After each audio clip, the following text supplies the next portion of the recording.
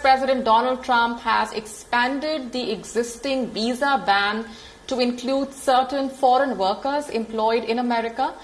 The ban is a part, of course, of Trump's America First campaign and is also being implemented as a COVID-19 measure to help protect the country from the coronavirus pandemic, as per reports.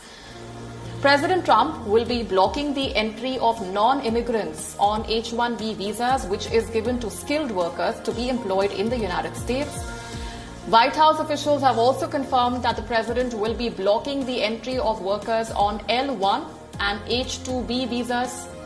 However, there will be an exception for workers in the food service industry. The White House administration claims that the decision to ban the entry of foreign workers is part of the larger measures that are being adopted to curb the spread of the virus. But critics of Donald Trump accuse him of using the pandemic to enforce his political agenda of limiting immigration into the United States. With major tech companies and the U.S. Chamber of Commerce depending on foreign workers, this new move is likely to cause adverse effects on the American economy. Experts have also predicted that the decision will further stifle the economic recovery from the COVID-19 crisis. Sundar Pichai, CEO of Alphabet Inc.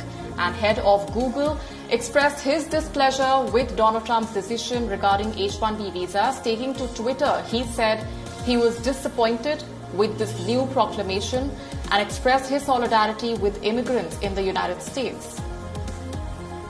Tesla and SpaceX founder Elon Musk also hit out at Donald Trump, calling his visa reforms nonsense and claimed that it would not create more jobs. Indian Trade Association of Software and Service Companies, NASSCOM, has said that President Trump's order barring the entry of certain non-immigrants and banning H-1B visas for the rest of the year was misguided and harmful for the U.S. economy. The apex body also urged the U.S. government to shorten the duration of the restrictions to 90 days. But for Donald Trump, the decision is centered around the upcoming presidential elections.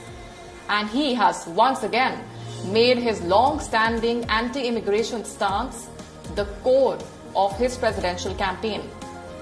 However, Donald Trump is also facing massive opposition for his improper handling of the coronavirus crisis and the recent racial violence that led to the killing of George Floyd in Minneapolis.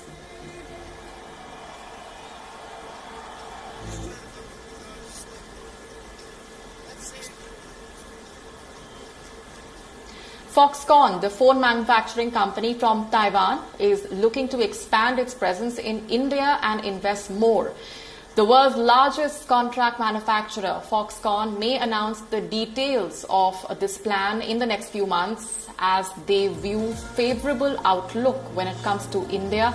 The Taiwan company currently produces phones for Xiaomi and select models for Apple in India, though they had suspended production in March due to the coronavirus outbreak.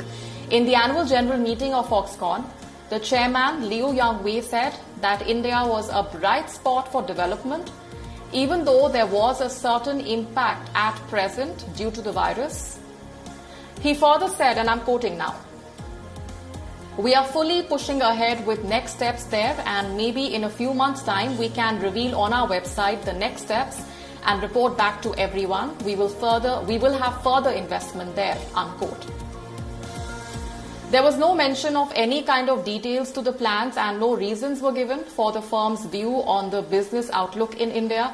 Foxconn had described the first quarter results as a special case that reflected the effect of the virus, and there have been no reports of virus infections at its China plants, so the operations resumed earlier than expected. So it is clear that the company is seeking to make up for the virus-related losses at its China plants with resources from all of its customers and the local governments.